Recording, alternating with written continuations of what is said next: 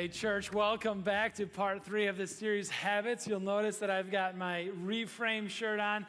Registration, thank you, both of you. Registration closes tonight on Reframe. And what I'd like to do is just this isn't a big push at the end to say hey, last minute to sign up and all that. I'm just absolutely blown away by the reception that we've gotten, and around 100 people within the 23 to 29 age range that has signed up for this thing. I can't wait to be a part of it. It's just absolutely incredible. So thank you as a church. It's really exciting whether you're involved in this thing directly or you simply are a part of the church that is kicking it off. It's just an awesome thing to be a part of, and I love that about Encounter Church. Okay, today we're going to talk about the habit and cultivating these habits, like little change, big impact, and cultivating the habit of patience, of enduring patience. And I brought a little visual illustration to help with this thing.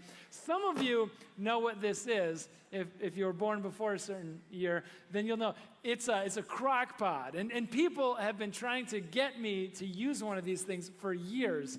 And many of you have been trying to get me to use one of these things for years. And I appreciate your attempts. I really do, because you come at it from all the right ways. You're like, hey, Dirk, these things are so easy to use. You just put your ingredients in there, plug it in, and wait. That's all you have to do. And I'm like, it sounds very, very easy. You've been taking the angle of the quality of the food. It's so delicious, fall off the bone, tender, juicy goodness. I mean, that's a good tack to take as well. Some of you have really spoken to my heart, and you've said, Dirk, there is no meal prep that you could do that's as cheap as a crock-pot meal. Thank you so much. That is my love language, thrift. I feel so seen, okay? But the problem with this particular device is that you have to know that you're going to be hungry around 5:30, 6 p.m. when you're not yet hungry. And that's the issue, because you have to start preparing for a meal, for dinner at breakfast or lunchtime. And how will I know that I'm going to be hungry at 5:30, 6 p.m.? It doesn't matter if it's happened every day for 35 consecutive years. This could be the time that I'm just not, that it just doesn't happen. And I have no way of knowing. Do I have a crystal ball to look in? Do I know the future? I don't know if I'm going to be hungry then. I can't possibly prepare this far out in advance. And so I have a meal that I make that's not a crock pot meal. I go into the freezer and I pull out the chicken nuggets. That's not the impatient part, by the way. We call them dino nuggets because they're a little shape of, not actually dinosaur meat, don't worry. I pull it out, and on the back of the bag, right, there's 2 different options. This is the impatient part. 2 different options of preparing those dino nuggets. Number 1 is to preheat the oven at 350 degrees for 20 minutes, flip, wait 5 more minutes, wait for it to cool off before serving. A half an hour for dino nuggets. No way. Option number 2 is microwave them for a minute and a half. And you've done it too. You tried to microwave those dino nuggets and they turn out simultaneously microwave burned, which is all rubbery and everything. At the same time, somehow they're also still frozen on the inside. And they taste terrible at the time. But yeah, when I have the option between choosing mediocrity now or deliciousness later, my impatience chooses mediocrity every single time because I get it right now. And you understand all of this too. We are an impatient people. We as a people have created fast food. And then if that wasn't fast enough, we created the drive-thru, and then the double drive-thru, and then Uber Eats to anticipate that I'm going to be hungry and deliver it to me. Max Lucado, he's writing about this, and he goes, only in America would you ever name a mountain Rushmore. A mountain wasn't actually named for, there's a different story altogether, but the point remains is that we are an impatient people. We don't like to wait for things. We don't like to just, the slow cooking. And when it comes to our faith life, as we're going to find out, this device is incredibly painful, long, tedious process. Brian Loritz is speaking to, I think it's Biola University, and he introduces this image, this picture. And he says, take a tour with me, if you would, through God's kitchen. And he goes, unlike Dirk's kitchen, he didn't say that, but unlike Dirk's kitchen, there's no microwave in God's kitchen, because he says God is not interested in turning out a subpar quality product. No, in God's kitchen there are only crock pots. Because in God's kitchen, the heat is turned up.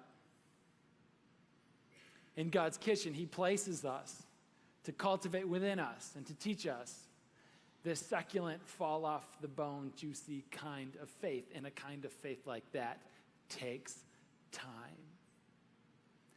And so enter into God's kitchen. Trust the chef. And we're going to see how we let the heat do its work. If you'd like to follow along, we're going to go to the book of James, James chapter 5. There's Bibles underneath the chairs in front of you. The words are going to be on the phone screen behind me. We're phone friendly too, so you can follow along on the Bible app. We're going to go to James. It's appropriate, because James is writing to a group of believers. And first of all, I want to say James is the brother, maybe some people say the half-brother of Jesus Christ himself. And it's interesting to me that James didn't follow along Jesus on his earthly ministry for those 3 years. James wasn't one of those original 12 disciples. When Jesus was doing his thing, turning water to wine and feeding of the 5,000 and sight to the blind and hearing to the deaf, James wasn't totally on board, I think because he grew up with them. And I think there was something to it that's like, listen, I have 2 older brothers, and for what would they need to do to be able to convince me that one of them is the incarnate Son of God? Water to wine would not top the list, right? James wasn't a part of that list. That's not enough. But after the fact, after Jesus calls his shot, after Jesus says, listen, I'm going to be crucified by professional executioners, the Romans, and they're going to put me in the ground, they're going to bury me for 3 days, and then I'm going to come back to life. That testimony, calling it ahead, and then when Jesus stood face to face with his little brother, that was enough for James to say, okay. And for me personally, I think that's a huge argument for the bodily resurrection of Jesus, that he could convince his younger brother that he was the Son of God. James takes up the ministry of the church in Jerusalem. And James is writing to this particular group of people, this kind of like quasi-Jewish Christian middle ground. It's still emerging out. It's very, very early on in the Jesus movement, and they don't even know what to call it yet. And James is writing to these people who have just experienced trauma. Okay, Acts chapter 7, the story, the Acts of those first believers, that's where it comes from. Acts chapter 7 is the stoning of Stephen, where they take the very first Christian martyr and they hurl rocks at him until he dies. And then Acts chapter 8 says that from that point, a great persecution broke out. And it was like it wasn't safe to be a follower of Jesus in Jerusalem anymore. And so it says they scattered. They spread out. They had to choose between their lives or livelihood and their faith. And they chose based on the testimony of people like James and the testimony of people who have seen Jesus post-resurrection, post-death. They chose faith.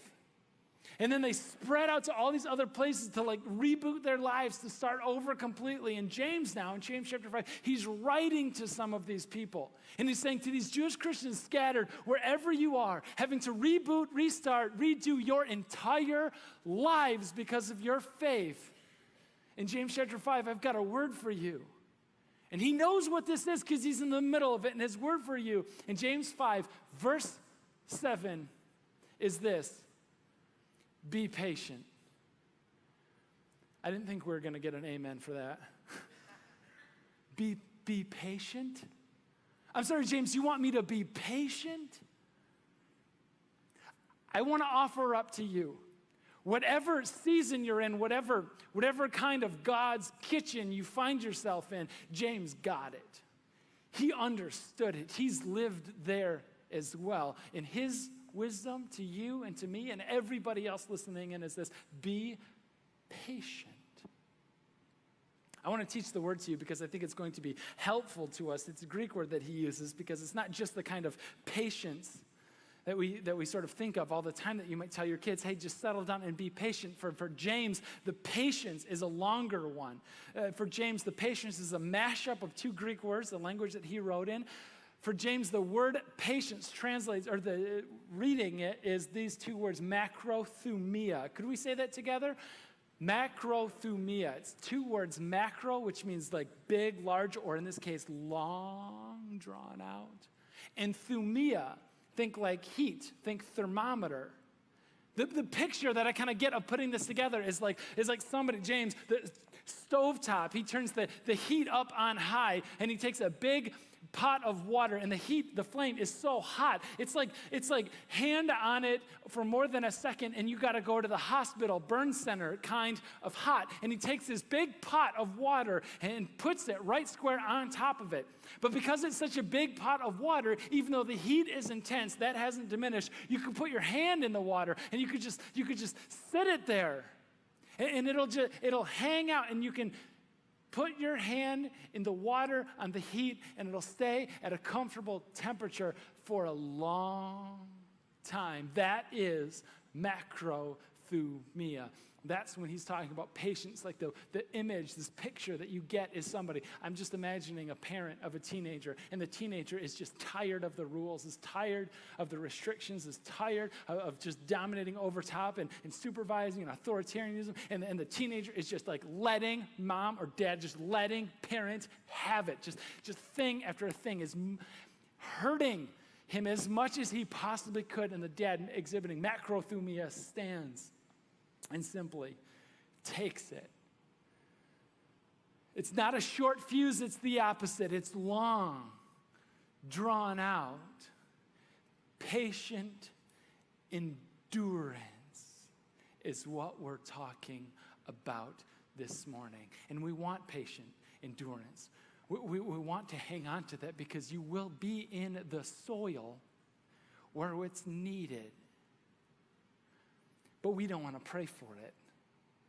This theologian, D.A. Carson, who writes a lot, wrote about this in particular. He teaches at Trinity Divinity School just outside Chicago. In his book, Scandalous, he writes about this kind of patient endurance. And he says, we don't pray for patience, because if you've been a Jesus follower for a little while now, you know something.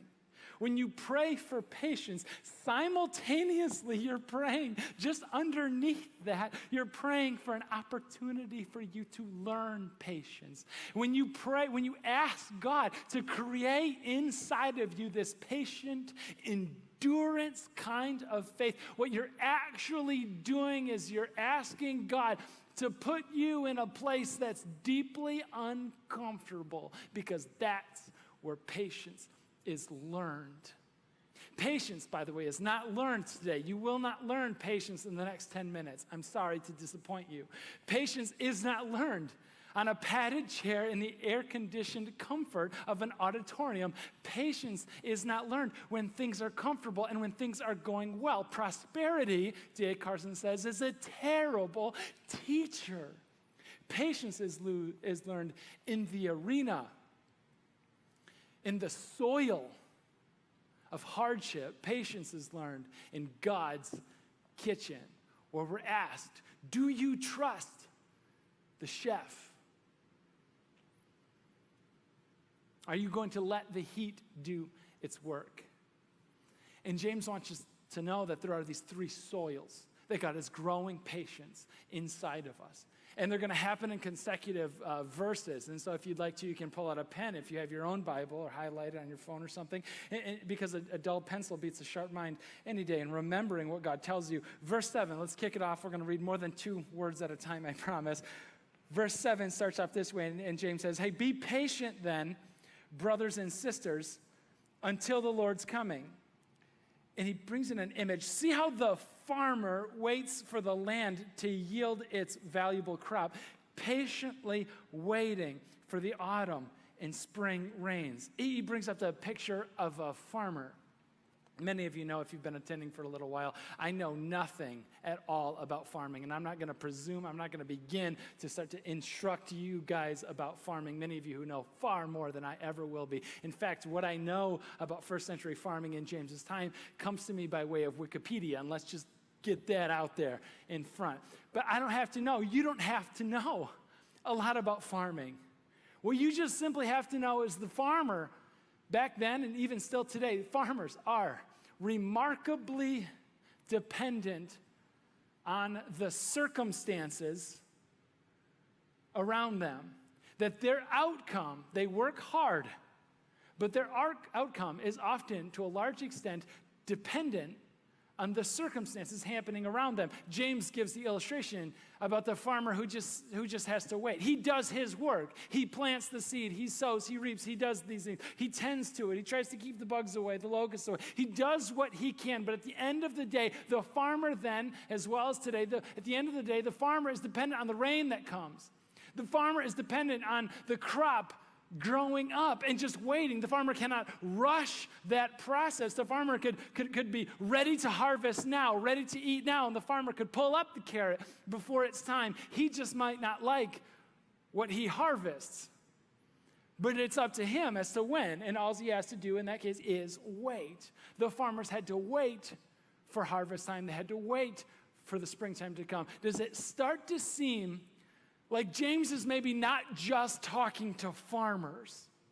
Like maybe he's speaking to anybody dependent on any circumstances simply outside of their control. And maybe James is saying, listen, you don't understand, you can't control these circumstances. You're in God's kitchen. Trust the chef. Let the heat do its work. There's two ways that I see this impacting us significantly. What I see in our community, just like all the time. The first one is when it comes to relationships. I see people like all the time rush it because I want it now and I'm not ready to wait. And so if I could just like give a caution on the front side of things, I want to say, listen, we have this image of our mind about how everybody is supposed to be happily married, very young, with little babies at home, and like do this whole thing. And that is not the picture that God gives us as he reveals himself to us in Jesus Christ. That's not the image that he gets. So like just set that off to the side completely. But many of us, we sense the burden of that picture, and we want that for ourselves, and we'll do anything to get it. Circumstances being in the place or not. And so many times it's like, listen, I trust the counsel of my friends. They're good people and speak wise words into my life. And I believe it when they tell me that somebody's good for me or not good for me. But this time they're all telling me, she's no good for you. You got to stay away. But yet, no, I know. I'm not ready to listen to them. I want it now. And I'm saying you can pull that up. You just might not like the harvest that you pull in. I've always said that I was going to wait for somebody who's as reliant on the grace of Jesus as I am myself. But I think I just met him, and I think he's on the right journey, on the right path. And I think, like, if we start dating now, and if we get engaged now, listen, I think he's going to come to that understanding and that trust. At the same time, we're going to get married, or at the same time, we're going to start a family. And so, like, these whole things will merge eventually anyway. So maybe right now I'll just pull it up. I'll call in the harvest, circumstances or not. You can do that. You just might not like what you pull up. And so just to teach you a little formula to say, be very personal on it. My way in my time often equals my regret. His way, his time often equates to his blessing. Relationships is the first one. Finances is the second one. You guys, my wife, when we got married, and I started in seminary, pastor training school, like we did not have high-paying jobs. I worked at the mall at Woodland, and she was starting off her very first year as a Christian school teacher, and we were grateful for it, but it was not like bills were getting paid easily. I mean, the arguments and the stress that would come along with that. Not to mention at home, we had 2 vehicles. The first one was an early 90s 2-door white Plymouth Sundance, which we affectionately called the bread box because it wasn't much bigger. It had a headliner that would just like fall down in front of your eyes. So we had to just like staple it back up to the ceiling. And then the staples would fall down. And that was like a whole different challenge, right, to find those things. And that was fine. That car was great, especially compared to the next vehicle that we had was a 10-speed bike that we had to keep in the trunk of the first car just in case. And just in case one time when I was heading to an internship in Canada, just in case was the reality, and I had to finish the journey on the bike. But that's a story for another day. Think about what it did to us to pull into the parking lot of the high school, knowing that we had less disposable income and also the worst car in the lot, students included.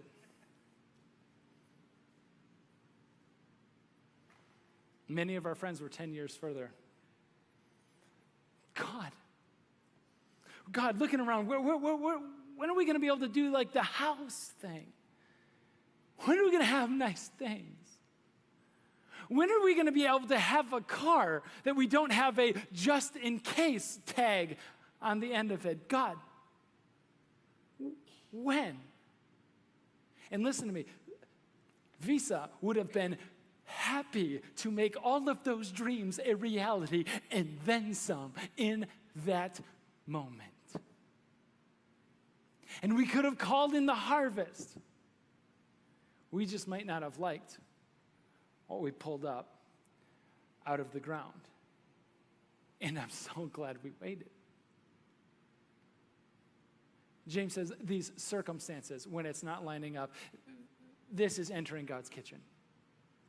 This is God asking you, do you trust the chef? Are you willing to let the heat do its work? Circumstances is almost like a low setting on the stovetop. Once he cranks it to medium, once it gets a little more personal, that's harder. Verse 8, continuing on in the passage, you too, he says. He's talking to us. He's like, hey, Dirk, hey, Encounter Church, you too, be patient, stand firm, because the Lord's coming is near. Don't grumble against one another, brothers or sisters, or you will be judged. The judge, capital letters there, the judge is standing at the door. Circumstances is the first soil that we learn patience, the medium setting that we learn patience. This is with difficult people. It's tough. And I'm not talking like surface level difficult people. I'm not talking like the checkout person at the grocery store who moves at a glacial pace so slow. Like, it's difficult, but like you're gonna get past it. I'm not talking about difficult people that refuse to adopt the zipper method of merging, even though Michigan Department of Transportation has said it's both safer and faster. Lost some friends. When he's talking about difficult people,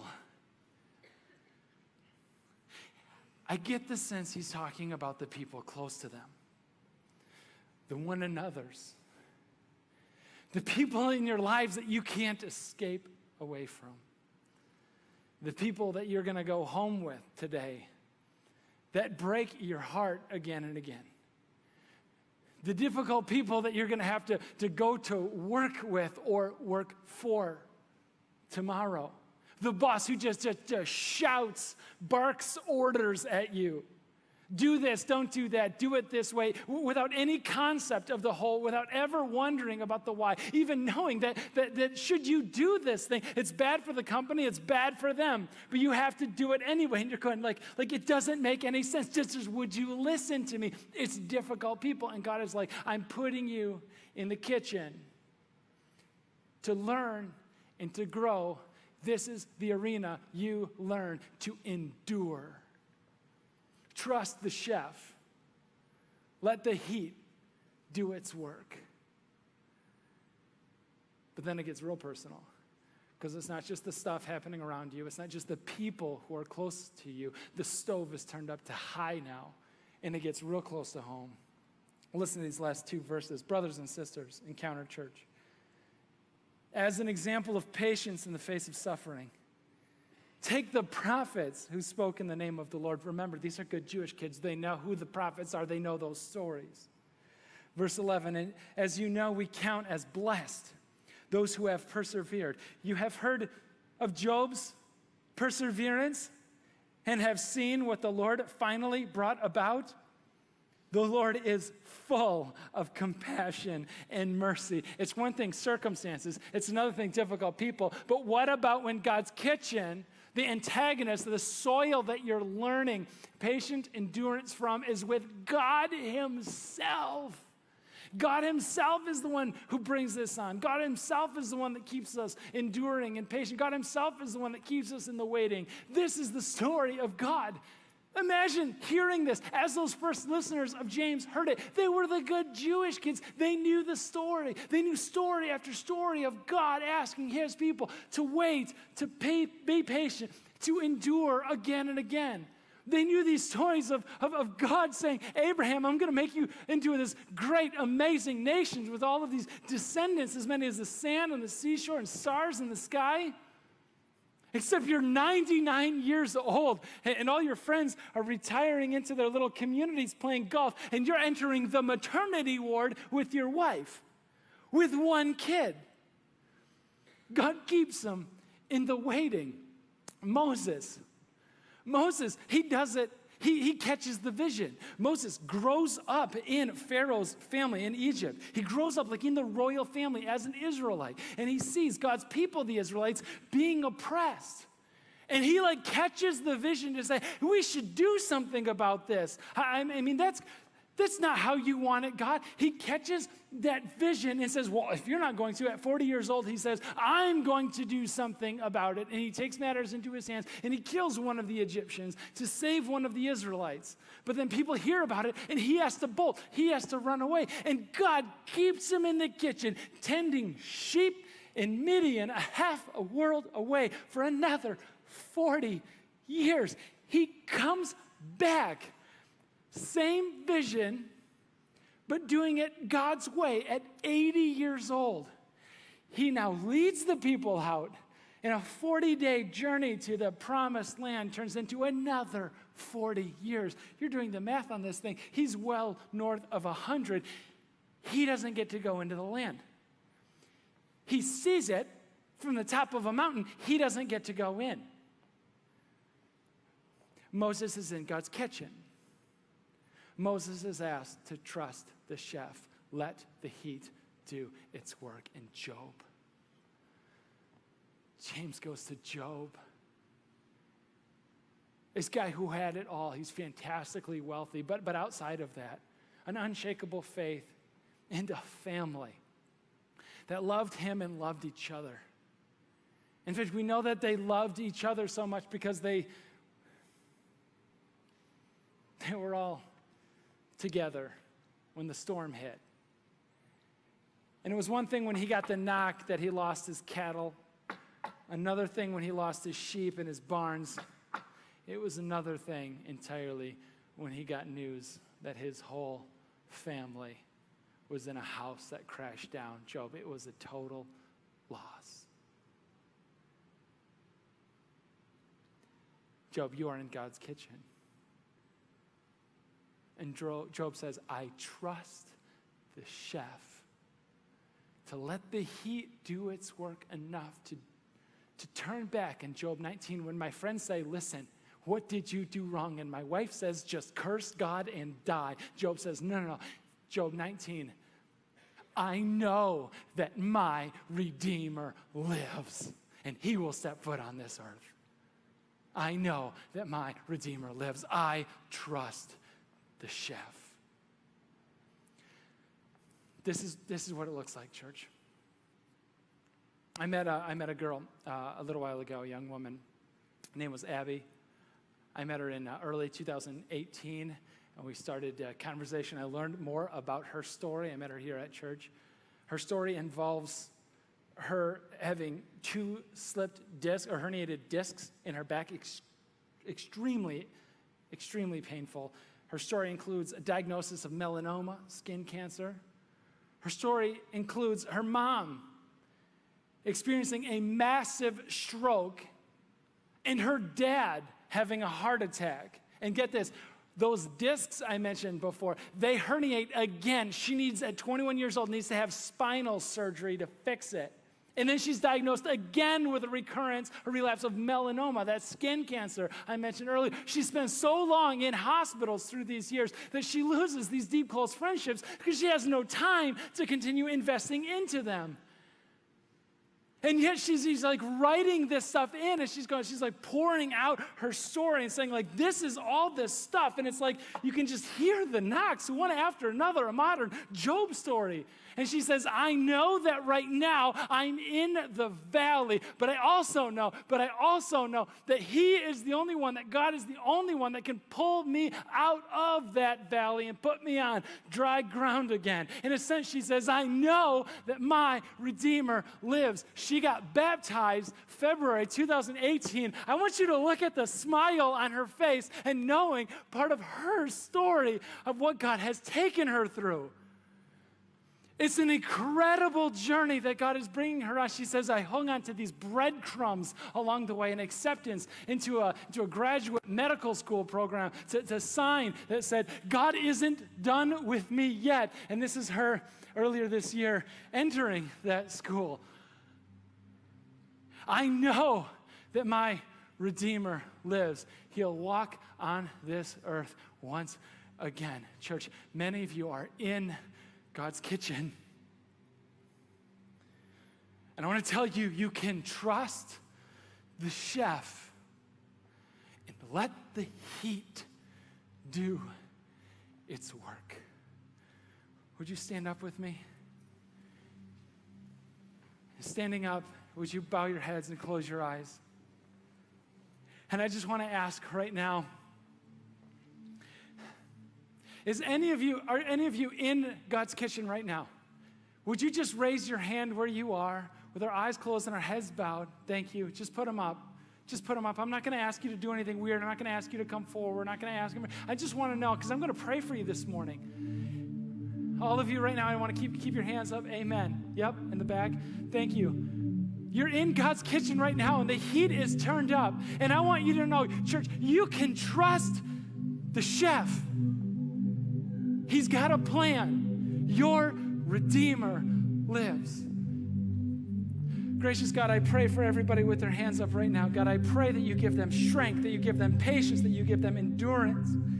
In your word in James, it said that if any one of us lacks this wisdom to see you at work, we should just ask. And so, God, now we're asking.